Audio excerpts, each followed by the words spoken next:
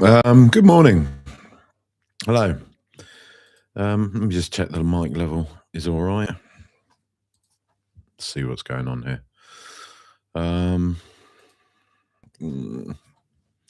Now, I don't know if this is going through my proper mic or not. I hope that it is, because that'll be annoying if not.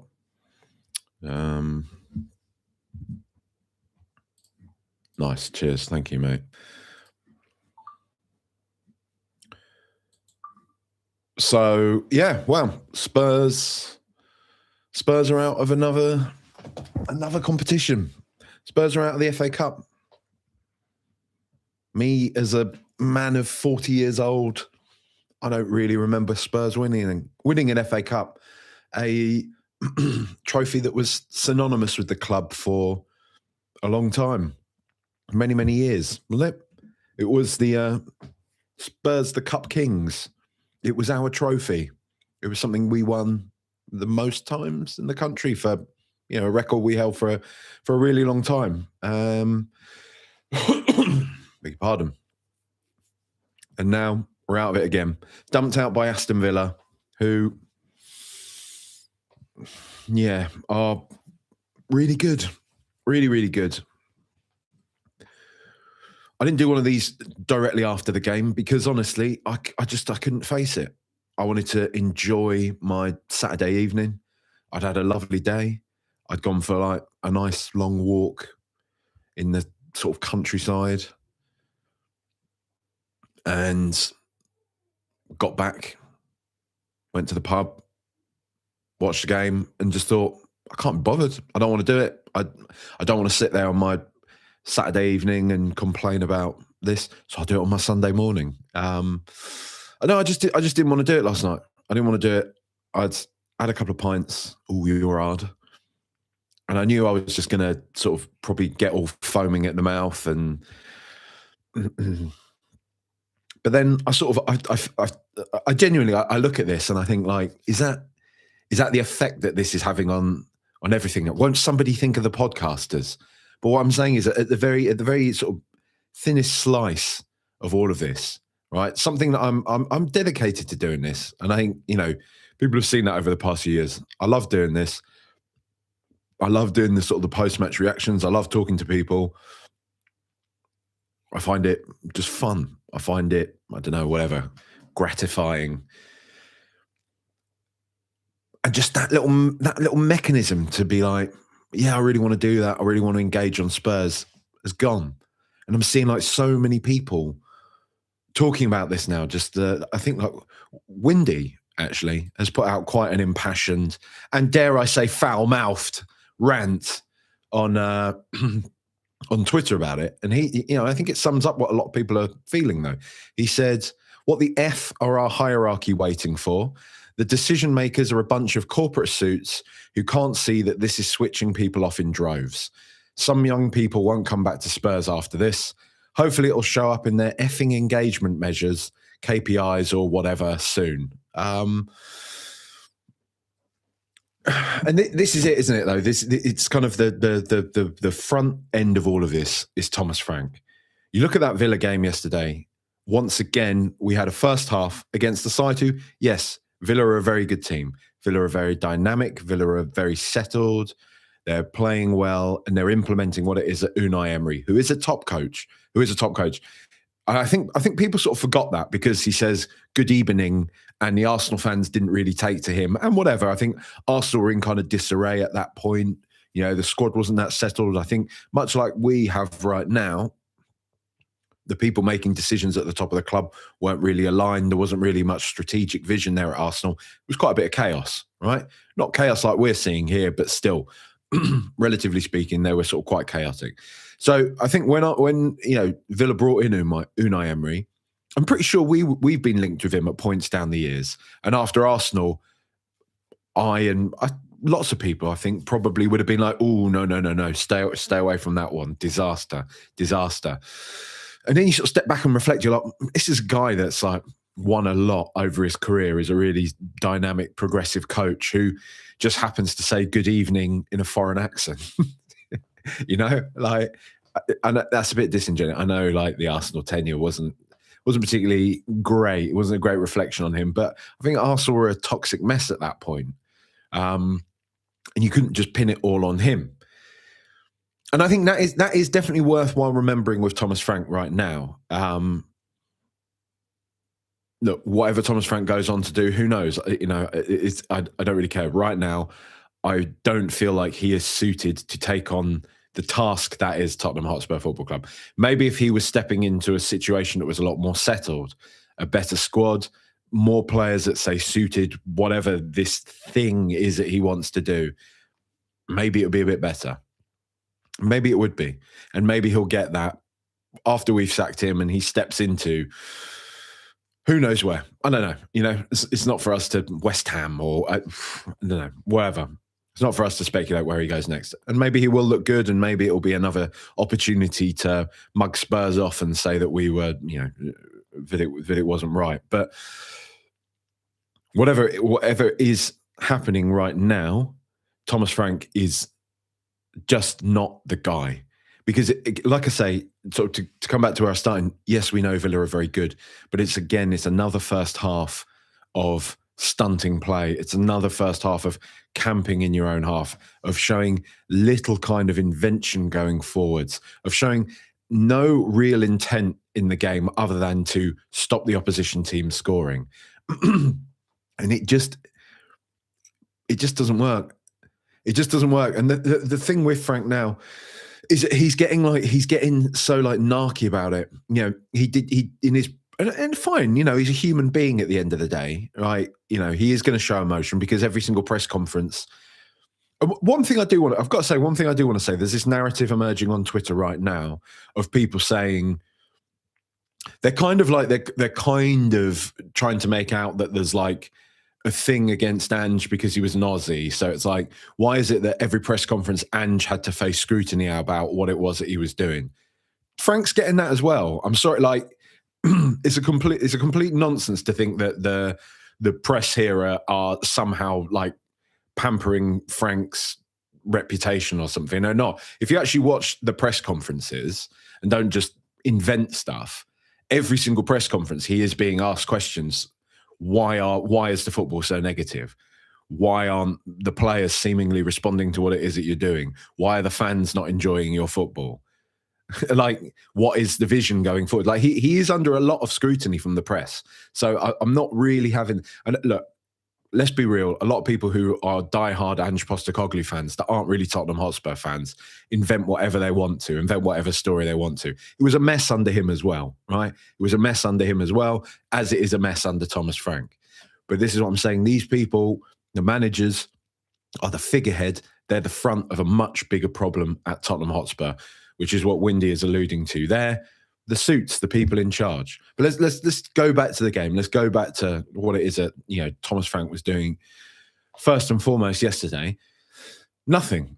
It felt like we suddenly had a spell in that second half where genuinely it felt to me, watching it, it felt to me like the players were just like, sack this. Like, I'm not interested in what he's saying on the bench.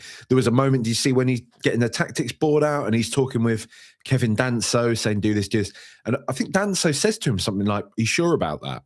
Like, are you sure? And you just sort of like, this is what it is. Like, I don't think they're having him. I really don't think they are. We're not having him. I don't know what Vinay Venkatesham thinks is going to happen here. I don't know why he's sort of got into his head. Well, I do know why he's got into his head, because Arteta's doing really well at Arsenal. So he's got this idea in his head that all you need to do is give a manager a bit of time and you'll turn into a league contending team. Let's just ignore the fact that Arsenal have gone out and been ambitious and signed players like Declan Rice and that, look, I hate to say it, Arteta might be a good coach, you know. That might be a thing. might be a thing we have to accept, you know, that it's not just simply a case that he's been given a bit of time. And look, I know what people are going to say as well. There's a bit of a false narrative there. Arteta got to manage through COVID. He got through a really, really horrible period during his sort of Arsenal tenure where he didn't have the scrutiny of fans in the stadium booing him, blah, blah, blah, blah, blah. Yeah. We're not talking about them though anyway. we're talking about Spurs.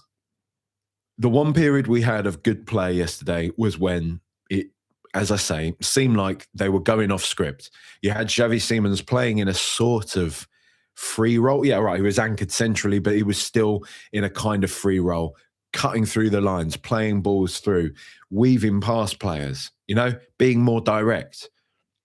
Mathis Tell, honestly, man, I don't care what. I get plenty of comments when I sort of stick up for Mathis Tell, people saying that like he's crap and he isn't, man. Like he's quality. He's a good young. Yeah, he's not perfect. He's not perfect, but I think what shines through for me from Mathis Tell is he is one of, I think he's one of the few players in this squad that is confident, who believes in himself, and I actually think has a level of self-respect that he doesn't let things get as bad as they do. Because as much as we can blame a lot of this on the manager, I think the manager does deserve a lot of the blame for the fortunes of Tottenham Hotspur Football Club right now. At least in the, as I say, in the direct what happens on pitch frame of things, right? I think a lot of these players are too used to losing, are too happy to down tools. I don't care what people say, man. Like I still reflect on, he's a very talented player. I think Mickey van der Ven's actions are disgraceful. I think Pedro Porro always getting into one with fans now, always, because he was up there in the front. Just get over it, lads. I'm sorry, get over it. I'm not having the, well, fair enough. No, it's nonsense, man. It's absolute nonsense that they're going up to fans, offering them out and stuff. It's stupid. Like, I thought Van der Ven was awful yesterday as well, to be honest with you. They gave him, to give him the captaincy after he's just had a Barney with the fans, I think is a bizarre decision from Thomas Frank, if I'm honest. Like, you can maybe twist it to say that he's tried to sort of say to him, look, let's build a bridge again. You're going to represent the club. You're going to be sort of, whatever, blah, blah, blah. I think it's validating piss poor behaviour, if I'm honest. A lot of people can say what they want, but then, if someone says something to you, but then it's not two blokes down the pub. Like, it's a professional, like, sportsman doing his job. Yeah, all right. Some morons shouted "you're crap" or something. That is literally part of the job. Oh, you're excusing abuse. No, come on, man. Like, come on. Like, I just, there's a core of like players here that I think aren't focused, aren't really dedicated, aren't really bothered. I think Mickey van der Ven personally is the sort of player that knows he's good enough to get a move to maybe somebody like Real Madrid come the end of the season, and fair enough to him, right? If that's what he feels. But I think it's poor, and it doesn't surprise me that Spurs are in the sort of mess that they're in now, because on us, if we're not giving players like Mickey van der Ven, who, whatever I want to complain about him, he's a brilliant player. He is a fantastic player. I don't think he's quite as good as a lot of people make out, like defensively speaking. I think his physicality gets him out of quite a lot of trouble a lot of the time. I do. And I'm not revising history. I've always said that about Mickey van der Ven. But whatever it is, he's freakish as an athlete, and that will take him a long way. But it's an indictment on the club that we can't sell more of a vision to more of these players that can inspire them a bit more, that can make them feel like they want to, try and achieve something here. And it's been said here in the comments before. Maybe winning that Europa League was for them the pinnacle. Maybe a lot of them thought, well, I'm not going to do much. Someone like Mickey van der Ven, right? The fact he's straight into an interview with Gary Neville this year, maybe in his head is that's as good as it gets at Tottenham. I've won the Europa League. I've done that. On to my next venture. And, maybe that's a bitter pill for us to swallow right now. Maybe we are back to being that sort of club again, the club that was having Dimitar Berbatov, Robbie Keane, Teddy Sheringham, Michael Carrick, all these sorts of players poached from us, Luka Modric, Gareth Bale. Maybe we're back in that place. That might be something we have to swallow for a few years, right? Fine, but that's what happens as a food chain in football. But I don't think that it needs to be as bad and as toxic as it is right now. Sort of lost my chain of thought a bit. I'm a bit all over the place because I just feel like I feel quite emotional. I do feel quite emotional. I love the FA Cup.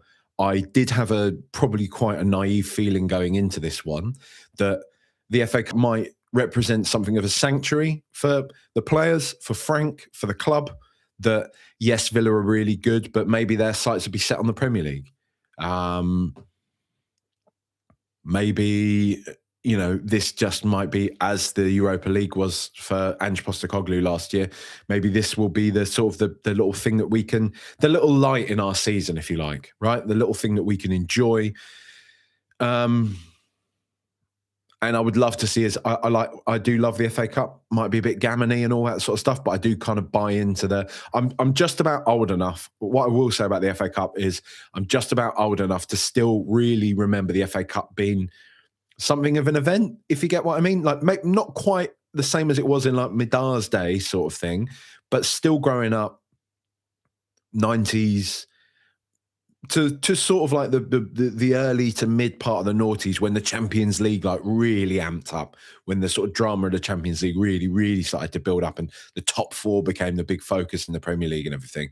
Up until that point, the FA Cup was still seen as like something quite big. And I would say, like, as a kid, funnily enough, like I always used to imagine, like, so say if I was having like a hard time, or if I was like not particularly happy or something, I remember this quite vividly, being like a kid, 7, 8, 9 years old or something. I would just try and imagine Spurs winning an FA Cup. I know that sounds so bobbins, but that was one of those things I always used to think about is, it'd be so, I'd love to see Spurs win an FA Cup. And I've felt that ever since. They have won one in my lifetime, but honestly, as I say, I don't remember it. I was 4 or 5 years old when they did. Like I say, I think I've got like a vague memory of my dad being happy about it, but memory plays tricks on you. Do you know what I mean? Like you can invent memories and stuff. I don't know. I don't remember it. I don't remember the emotional beats of Spurs winning an FA Cup. Let's say that. And I really would like to see us have done it, but we haven't. We've bowed out again in pretty meek fashion. The players, I mean, the sort of, I've got back to my train of thought. The point I was trying to make is that I do think too many of these players are too settled in losing. I think too many of them, like I say, look, Mickey van der Ven got my ire because, like I say, I think there's a part of him that's just like, this isn't going to be my problem for much longer, And I think when you've got that little kind of, I think, like, I don't know, professional pride, I don't think it will get you a long way at a big club. Eden Hazard was a brilliant player for Chelsea, but in Chelsea's fallow seasons, in their off seasons, you can look back, like people will eulogize about Eden Hazard and all this sort of thing. Eden Hazard had rank seasons for Chelsea. When Chelsea were not doing very well, he didn't pull through. He would always down tools. Eden Hazard was always brilliant when Chelsea were brilliant, but would not be that asked when, he was never somebody who was going to fight through brick walls, run through brick walls, whatever for them. But was still a magnificent player, right? Hazard then goes to Real Madrid and proves that if you don't have a certain mentality, you're not going to go far. He literally ended up being one of Real Madrid's like worst ever high profile signings ever. And I'm not saying that's definitely the type of thing that happens to Mickey van der Ven, but I do think this stuff matters, right? Harry Kane has year after year after year performed to such an elite level with some of the most boggy Tottenham teams I've ever seen. Disgusting. Spurs finished probably way... I think the mental thing I will say is I always appreciated how good Harry Kane was. In the years that followed, I just think it should show just how Spurs are without him. It should show the level he was at. That him and Son, to be fair, can't forget Sonny, that the level that those two would produce to just consistently drag us to probably unearned positions is quite mad. But that's what a top mentality will do for you. And I think so few of these players have it. I do think, though, I do think Mathis Tell is one of those players that has a great mentality. I think he's a very confident footballer. Yes, I don't think he's perfect. I think he makes mistakes. I think he's raw. He's what, 19 years old? Do you know what I mean? Is he? He might be 20. Let me just double check that now because I'm just interested for my own. 20 years old. He's 20 years old. He's raw. He doesn't always get it right, but I do think he's a player that cares. I think he genuinely cares. I think he cares about, I think he's got a level of professional pride. I think he's got confidence. I think he wants to win. I think he wants to do well for Tottenham. I think it would be an absolute travesty if we let him go out on loan this year because this manager deems that something that we should be doing. To me, he's one of the few bright sparks in all of this that we do right now. 2 seconds. You had Xavi Simons, who I think again is quite raw. I think we've spent a premium on him, but again, I think you can see that there's just I think this is. I'm not gonna pretend. I do think his career to date has been somewhat disappointing. Should we say his Tottenham career? He's not been like quite at the level I was sort of hoping he would be when we signed him. When we signed him, I was thinking game-changing signing. Like whatever Frank does, whatever the manager does. For example, my point is like going back to Harry Kane, you plonk him in any team in world football. Doesn't matter how the manager plays, doesn't matter what the fans are, this, that, the other. You plonk Harry Kane into any team in world football, he's going to perform. He's going to be unbelievable for you. I probably need to stop comparing people to Harry Kane because he is genuinely one of the greatest footballers of all time. I feel quite confident in saying that. But Xavi Simons, I thought at least was going to be one of those players that you sort of chuck into this Spurs team. We were going to see straight away, wow, this is the difference he makes. I don't think he has been quite that. I think a lot of that is on the manager. I think a lot of that is the way in which Frank wants to play him, sticks him out on the left, or, he seems so loath to put him through the middle where he is quite clearly his most effective. But again, he's always positive, especially when he's not, playing to the script, as we saw yesterday. He's positive. He's looking forwards. He's trying to make things happen. We need a bit more of that energy. I guess the biggest piece to all of this, and this is something that I will continue to talk about and talk about and talk about, maybe forever. Who knows? Who knows if we're ever going to be sold? But here we are, sat halfway through January again. I was talking to Paul O'Keefe at the tail end of the week about it. You can understand, we've identified Antoine Semenyo early on in the window, and you can understand him going to Manchester City over us. We sort of showed our intent early, and then City, Liverpool, I think even Arsenal were sort of interested in him. And as soon as those names start coming into the conversation, chances are Spurs aren't going to get them. Fine, fair enough. You just have to, you have to take that sometimes. That's the food chain in football. That's what happens. But where are the alternatives? Apparently interested in Savinho, maybe interested in Mamouche, maybe Akliouche from Monaco again. But where's the action? What are we doing? What's going on? We were promised that like this was different. This is an ownership model now that wants to do things differently. Doesn't want to act like Daniel Levy. Wants to bring success to Tottenham on the pitch. But we just see us doing the same old thing, don't we? We see us acting in the same old way. Other than, I guess, ironically, sticking by a manager. It's sort of become the meme now, hasn't it? That Daniel Levy would have sacked Thomas Frank by now. He might have done. He probably would have done. It's quite frustrating, isn't it? That the one thing they want to do different is stand by a manager, and that manager happens to be Thomas Frank. Are they going to back him? Are they listening to the sort of concerns that a lot of people are sharing about what it is to back a manager that you don't really believe in? All that type of thing. I don't know.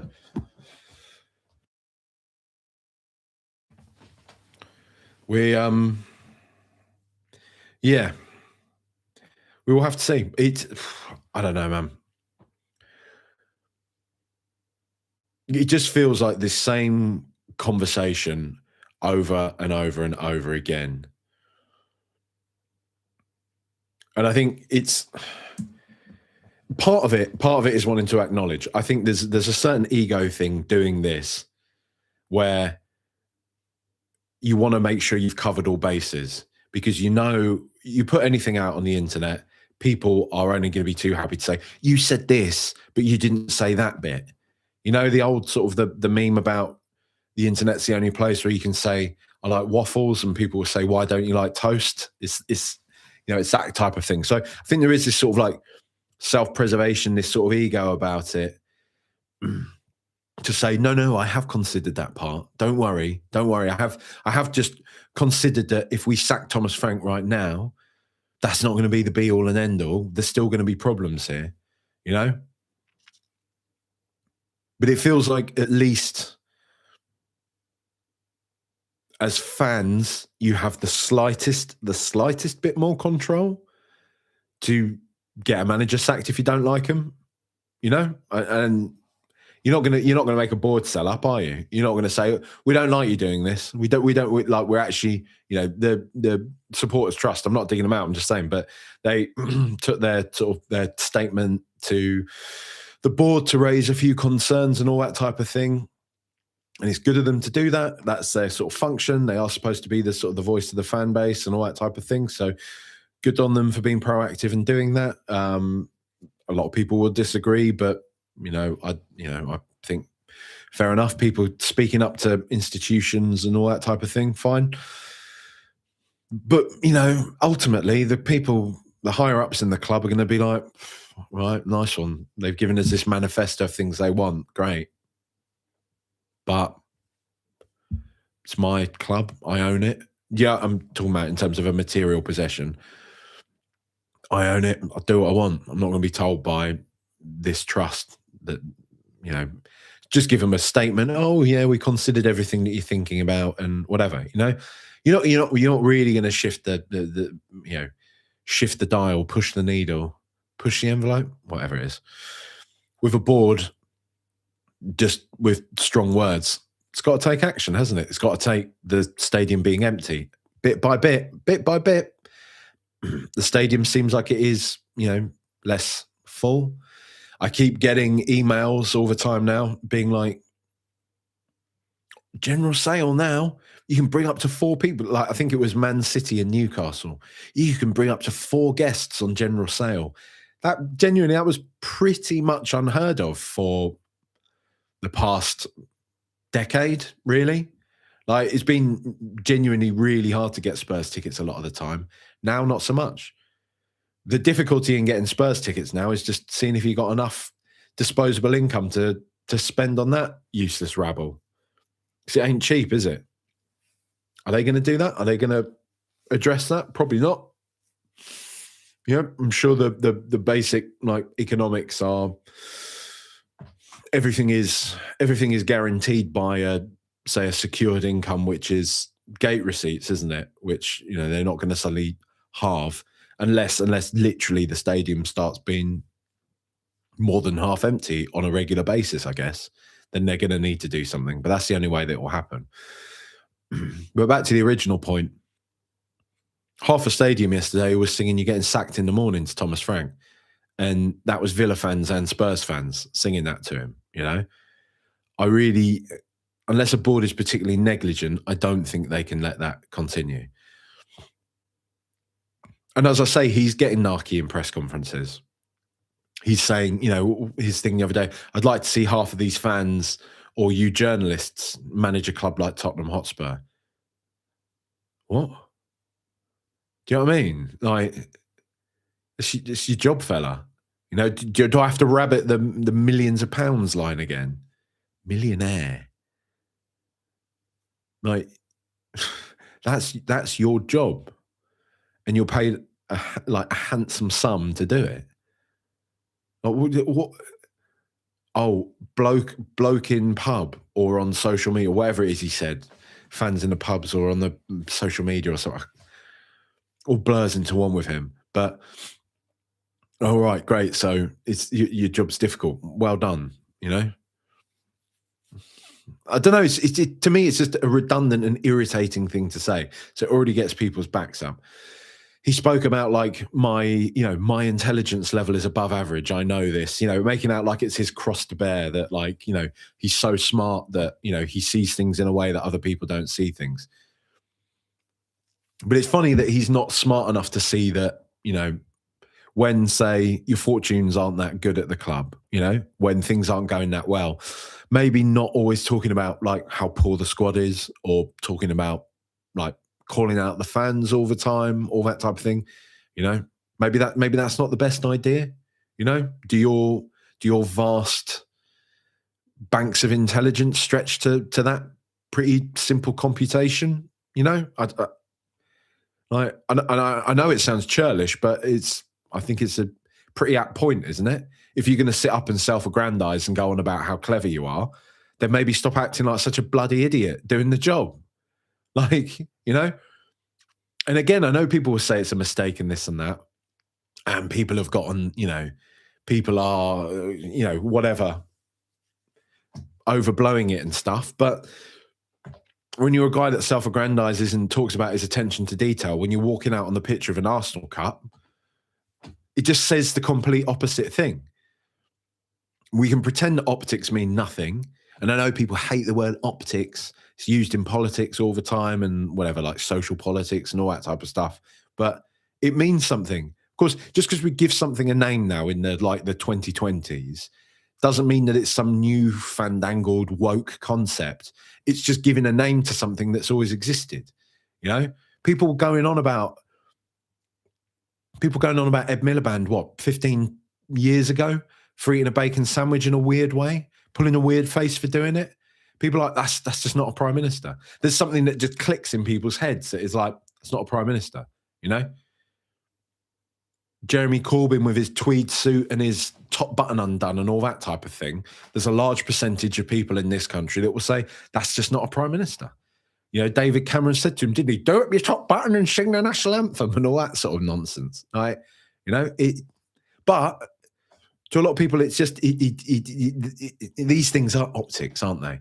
And the optics of Thomas Frank are a man that just seems so out of tune with the club that he is managing, who can sit there and whiffle on about being intelligent, can whiffle on about his attention to detail, but through his actions shows the complete opposite on such a consistent basis. There's a lot of talk now that we want to get rid of him, get him out, get him gone. Again, I feel, that is... like on an emotional level, I want to see that. On a more, say, like practical, rational, objective plane, I guess, I feel that that's probably the right decision. The nagging concern throughout all of this for me is who steps in? Who steps in now? Ryan Mason's just had a horror of a half season with West Brom. He's gone. You'd imagine he'd be pretty high up the list for people that they would get in on an interim basis. I guess he at least understands the ethos of the club and all that sort of thing a bit more, but, is that enough? Is that enough for us? Like, is that the sort of thing that we want? I don't know. I don't even want to, honestly, and I know a lot of you say it, but Harry Redknapp, just, come on, man. Bloke's been out of the game for a decade. Like, he's coming to the press now being like, I do it for free. And come on, man, I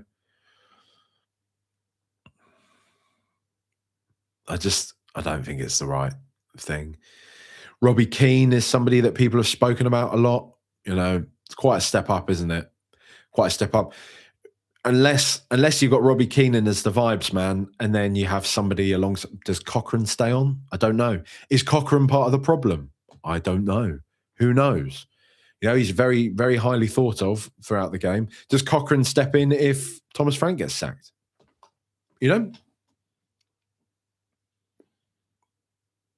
He's very, very highly regarded coach. A lot of people are sort of, digging him out because he's our attacking coach and we're not seeing much in the way of attacking patterns and all that type of thing. I don't know. I don't know enough. Who steps in? Who comes in? Who takes over? Mauricio Pochettino in the summer? Maybe.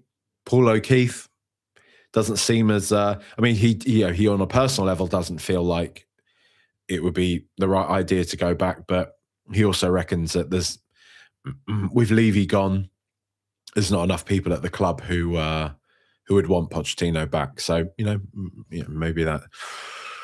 I don't know. Who comes in? Does Julian Nagelsmann want to manage Spurs? I'm not so sure. I don't know right now.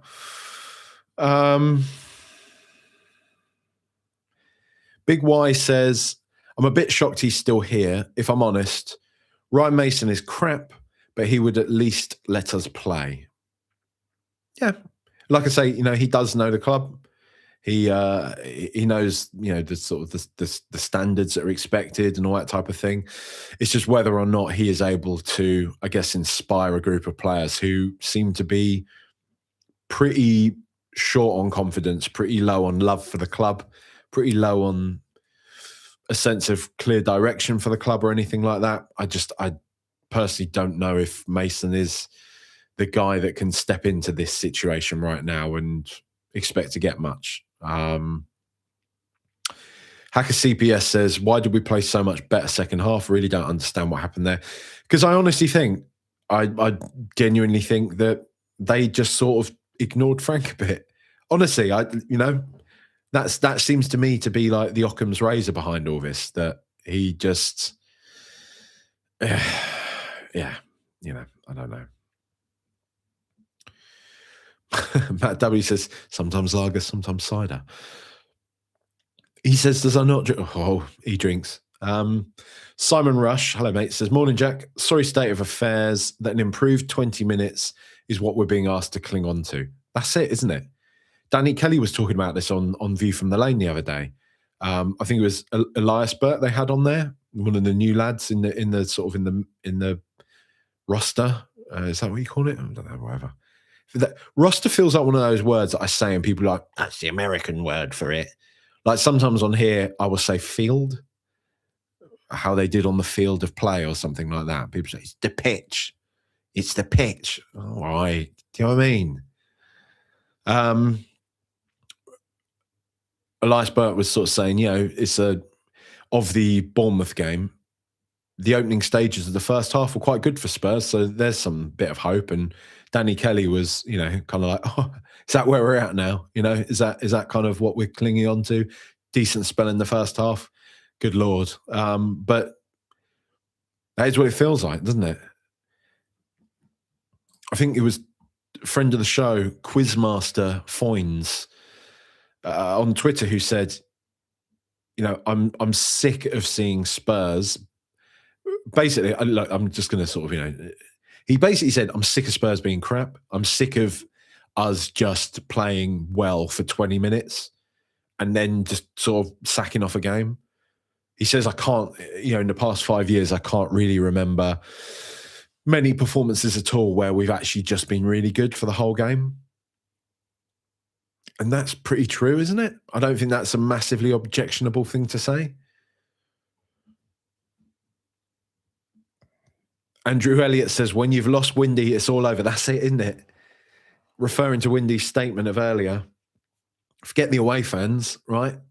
It's Windy. Windy, he's the man that can bring down mountains at Tottenham Hotspur Football Club. Ryan Andrew says, I'm stuck between desperately wanting Frank gone and knowing that we won't hire anyone we actually want for the long term. But can we afford to stick with Frank to the summer? I'm unsure now. Exactly that. Exactly that.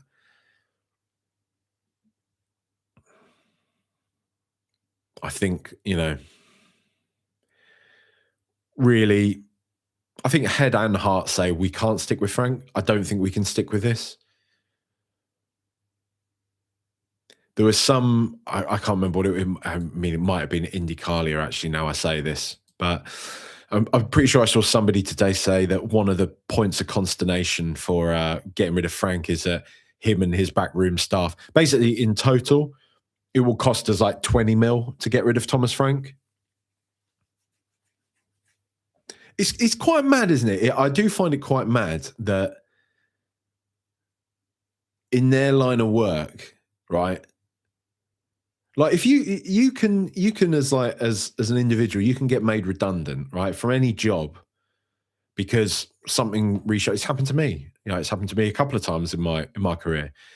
I work around sort of like media adjacent digital media stuff, right? And in the media industry, it's always okay, right? Well, money's running a bit thin at the moment, so we'll just sweep off a few bits of the workforce or something, and then we'll get them back later on, different contracts, all that type of thing, right? But they will basically just tell you, 1 month, yeah, soz mate, you're going to get made redundant. So if you've worked here for a year and a bit, you don't really get owed anything. you get whatever, about a month's salary or something. And I think you maybe get another month's salary for every year you've worked over 2 years, 3 years or something like that. So an average ordinary person will get a pittance, really, when you've basically had your life torn up, mortgage to pay, various other bills to pay, mouths to feed, all that type of stuff. They can just say, nah, there you go. There's £3,000. Have fun. Good luck. Pat on the back. Thanks for the work, kind of thing, right?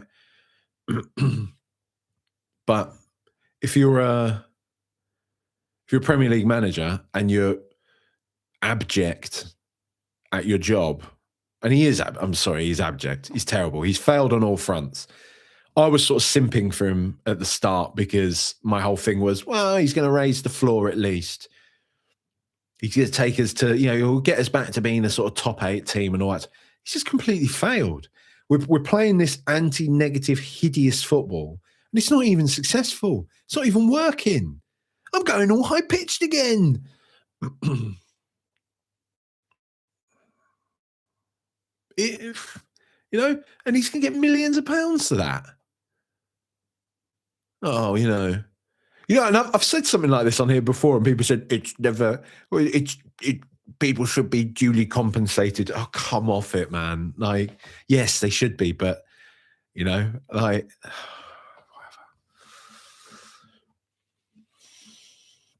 People's takes on the internet are wild, aren't they? Have you just realised that? Big Y says all it takes is one of the promoted teams next season to be somewhat competent, and next year could be it. I mean, we've got Richarlison's out now, isn't he? Like, Richarlison's done his hammy. I don't know how bad a thing that is. Did somebody else get injured yesterday? I'm not sure. But yeah, I guess Solanke is back in the mix. That was a moment, wasn't it? Like, seeing Solanke on the side of the pitch coming on. Hang on, what's going on here? Interesting. Bin Guy says, football is simple and English is all about passion, desire, show effing heart. What the F are we doing, FFS? Yeah. He follows it up by saying, what the F are we doing? Seriously. Yeah. It's, it's a fair point to ask because it is wild. And yes, things change. Football's cyclical. I get all that. You cannot deny, though, that it is a pretty painful and stark comparison to make that when Spurs were in a Champions League final, Aston Villa were in the Championship.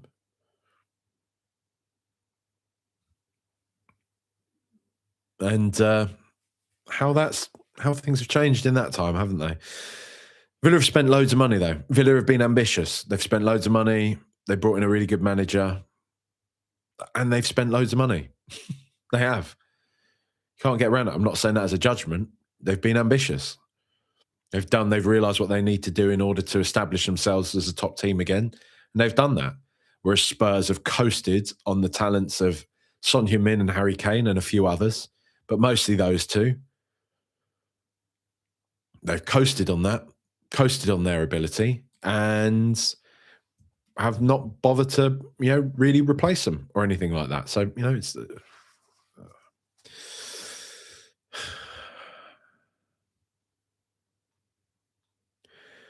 just saying this. I just say the same stuff all the time. I just find that I'm just like, just get someone new in.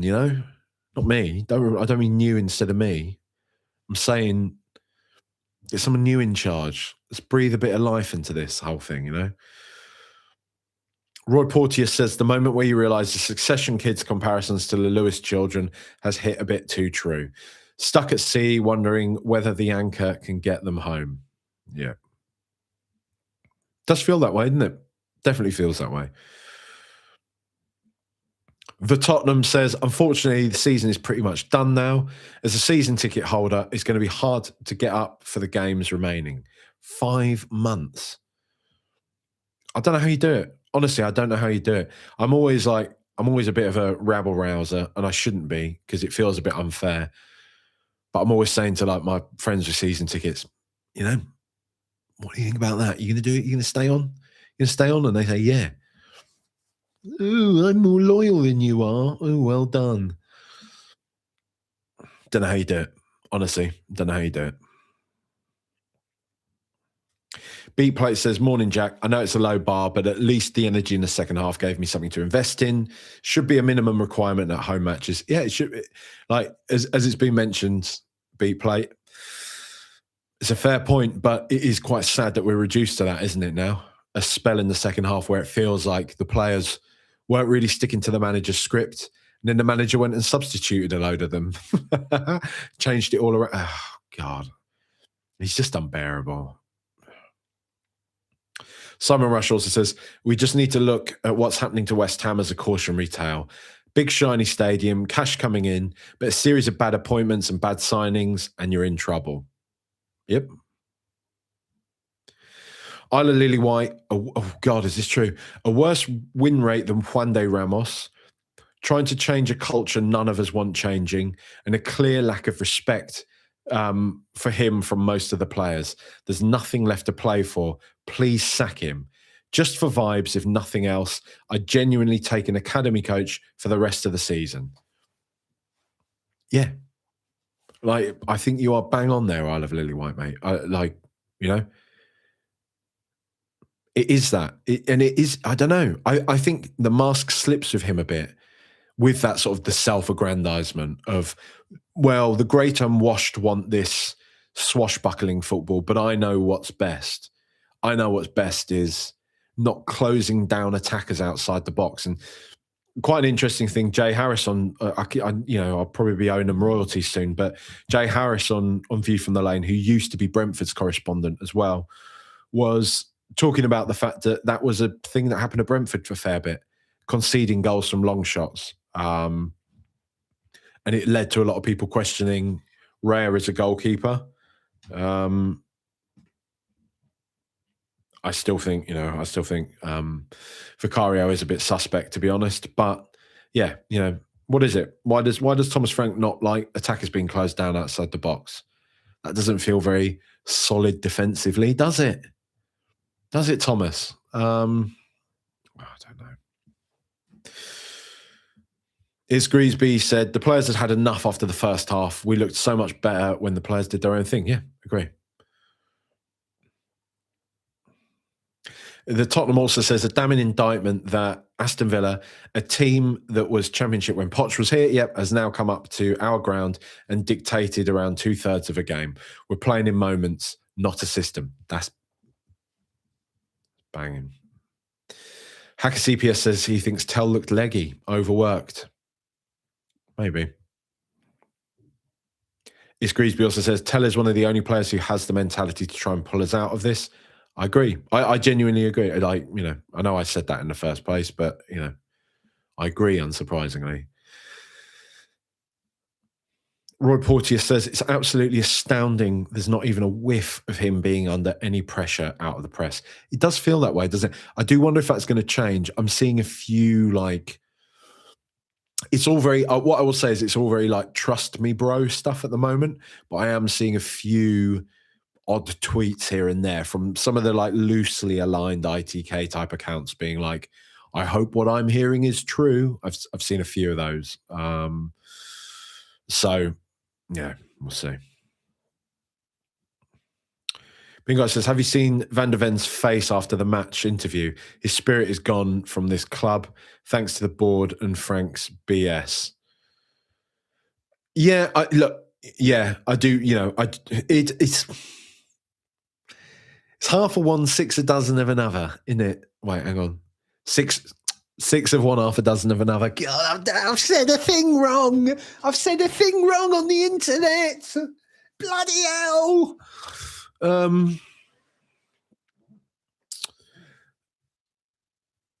I think with Van der Ven, there's got to be a level of like personal accountability there as well. Just saying, like, you know, and I do buy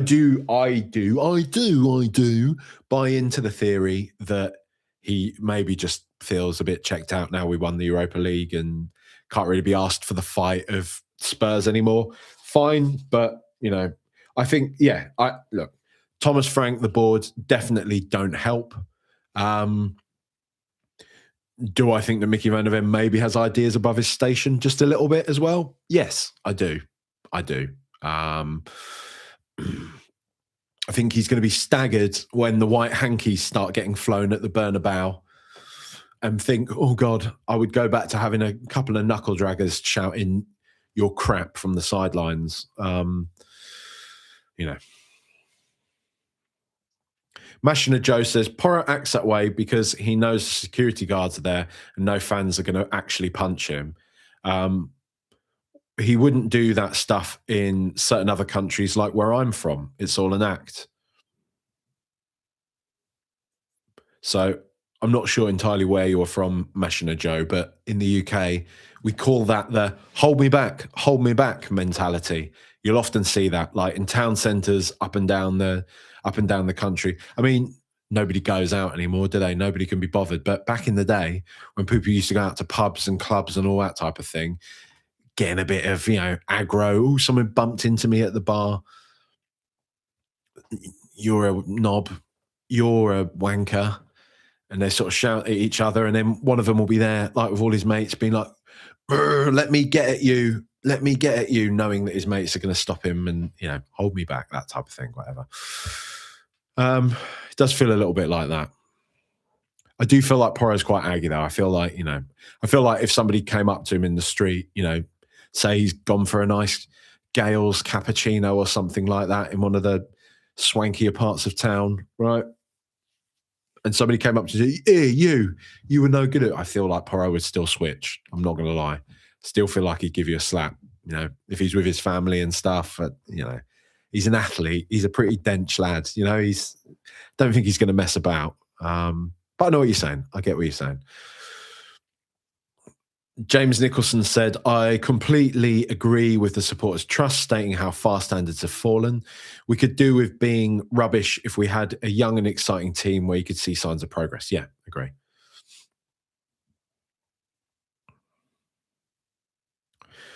Big Y says, for what it's worth, I thought Xavi was amazing yesterday. Yep. Yeah. Let's give him that. Let's say he was amazing. I don't need to split hairs over that. I thought he was very good. So yeah, fine. Stel Morrison, hello mate, says we're playing and getting beaten by a team who were relegated in recent memory and were on the floor before Emery came in. Now they're in the title race and showing us up. The difference, the manager. The manager is a big part of it. They have spent a lot of money. I'm just saying, they've spent a lot of money and they've been ambitious with their spending as well. And they've spent to a clear plan. Look at the sort of signings that they have.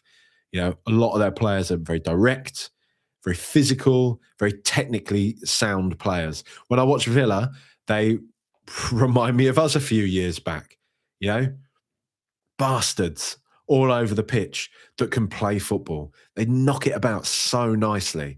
They play direct, exciting, impactful football. And then they've actually inspired, I think they've done what we did a few years ago as well by taking certain other players up a level or two. I think Matty Cash has gone from being a bit of a, an all right, decent. I know we hate him because of the sort of history with him and stuff like that, but he's gone from being like an all right player to actually really good. I think playing like levels above himself because he's playing within a clear, settled system with a clear strategy, which is attack, be direct, be up in people's faces. Yeah, so a lot of that comes from the manager. I know what you mean, but they've spent a lot of money as well. Managerial says Hazard is the worst signing in Real Madrid's history. I mean, he's up there, isn't he? I don't have a full rundown. Antonio Cassano, that was another big flop back in the day, wasn't it? Big, like, Italian striker, highly lauded, and then just did absolutely nothing at Madrid. I think that was, whatever.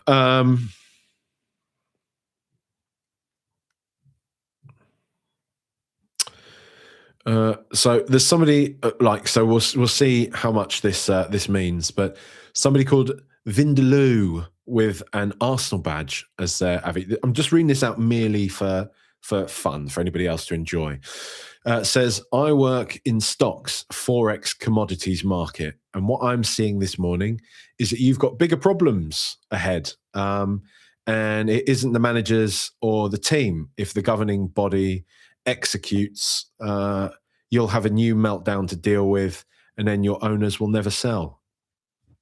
There we go. I'm sure we'll see more about that in due course if that happens to be the case, Vindaloo. If you care to elaborate any more, that would be interesting. But I'll take you on the on an actual final. Yes, you have an Arsenal Avi. Yes, it is Sunday morning, and for some reason you're watching a live stream of a Tottenham fan talking about our FA Cup fixture against Aston Villa. Fine, that's all right. But if this happens to be the case, I would be interesting to know what it is. Any more specifics you can give us about what this big issue ahead is? Hacker CPS says, I'm afraid of what Frank does to Vuskovic, to be quite honest. I mean, you just got to hope that Vuskovic is just elite enough that it doesn't really matter. Right? I don't know. Mashin Joe also is quite interesting. Says, I've said many times that it's a good thing that Vuskovic has gone to Germany. He would have learned nothing from Frank. Atmosphere isn't good at Spurs right now. Do you know what I mean? It does feel that way a bit. It's really worthwhile listening to. Have a listen to The Lab. Not like he needs any more promoing, but Flav's sort of companion pod to The Fighting Cock, The Lab, where,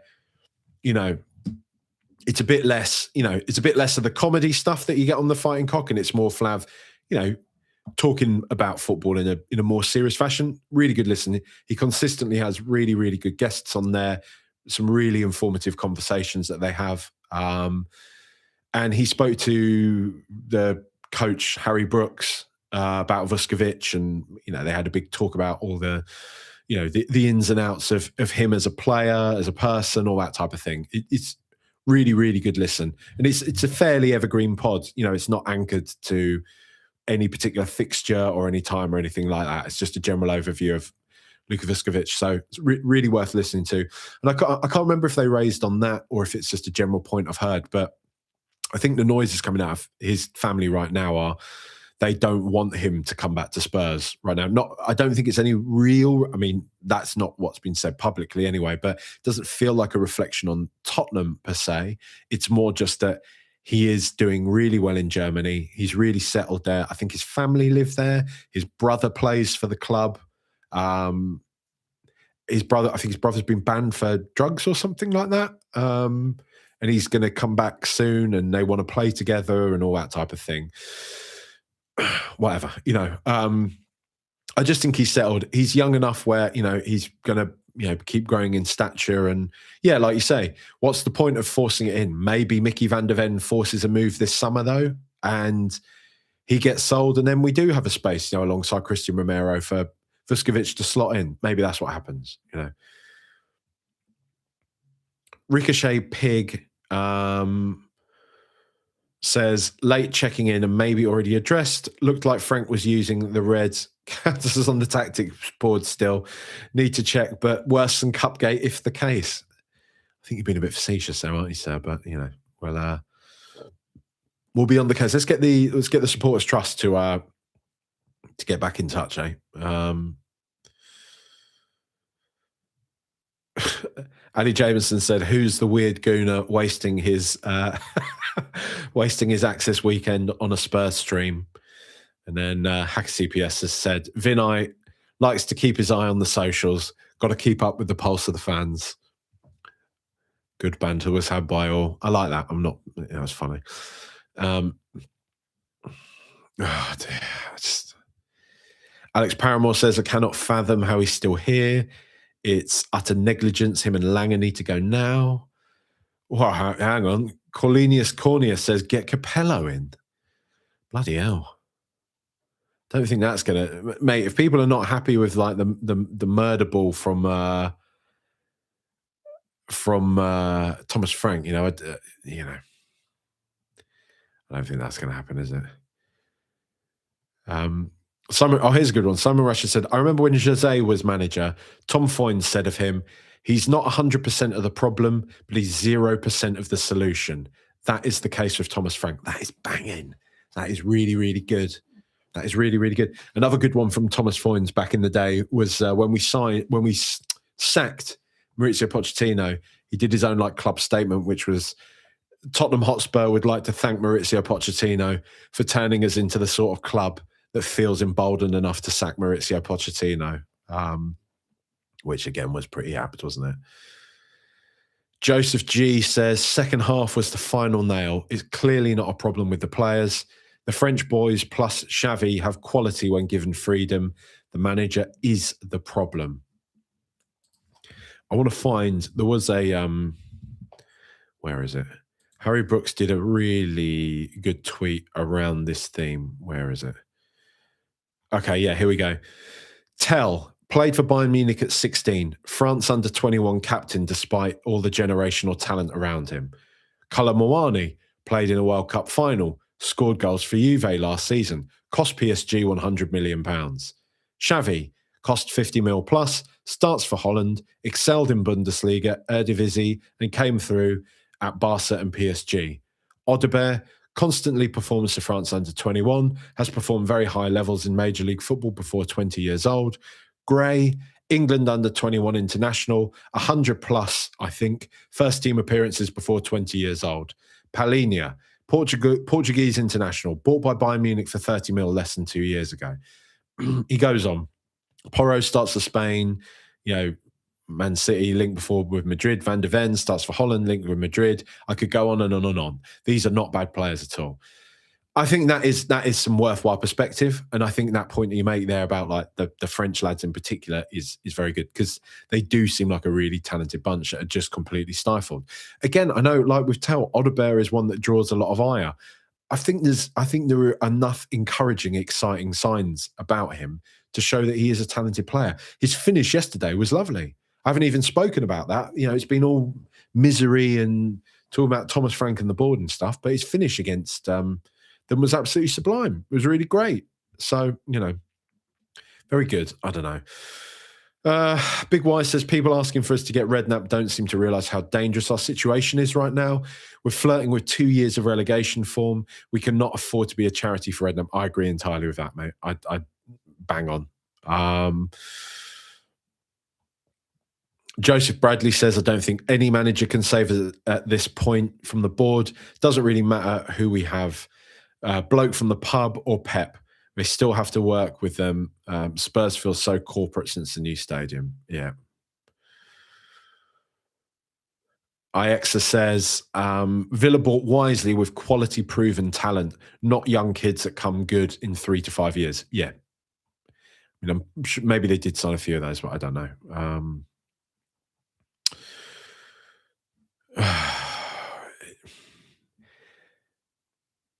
It is. It's, I don't know. It's all going around in circles now. People are not happy. Players don't seem happy. Frank doesn't seem happy. Is there going to be a change? Are these cryptic kind of tweets that are surfacing at the moment saying, "I hope the things I'm hearing are true, come true"? Are we going to get the flag picture on the corner point? Corner flag. There you go. I don't know. Stay tuned. Watch this space. We will have to see, won't we? But right now, I think we can say things are not good enough. Things are chaotic. There was a bloody riot, brawl, whatever it is, after the game again yesterday. It feels like there is never a dull moment at Tottenham Hotspur Football Club.